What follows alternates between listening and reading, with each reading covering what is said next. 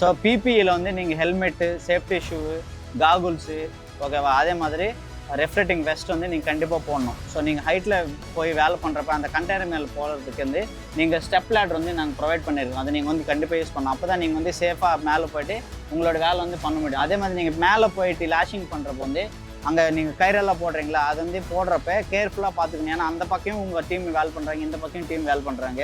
So அந்த safety வந்து நீங்கள் பார்த்துக்கணும். ஓகேவா?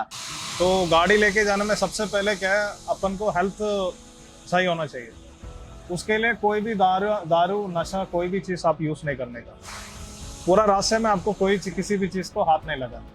ओके, ये सबसे पहली बात है। और जितना भी ट्रैफिक रूल्स है तो वो सारे फॉलो करना। स्पीड लिमिट आपको 35 के अंदर ही रखना है, और स्पीड नहीं करने का, और ओवरटेकिंग नहीं करने का, और साइड्स में टर्निंग में सबसे स्लो में आपको गाड़ी लेके जाना। और इमरजेंसी में आपको किसी भी चीज़ का इमरजेंसी में हमारा आदमी का नंबर दे देंगे, कॉन्टैक्ट नंबर, उसमें कॉन्टैक्ट करना है। वो कॉन्टैक्ट करके आप इनको बताना है कि ऐसा ऐसा इमरजेंसी हो गया। ओके, और रास्ते में कुछ भी प्रॉब्लम हो हम लोग को रिपोर्ट करना है। कोई भी इंसिडेंट हो गया, छोटा सा या बड़ा छोटा कोई भी हो, आपको रिपोर्ट करना है। हमारा जो नंबर देते हैं उसमें आपको रिपोर्ट करना होगा। ओके, और बाकी पूरा जितना सेफ्टी में जा सकते हैं पूरा सेफ्टी में लेके जाएंगे।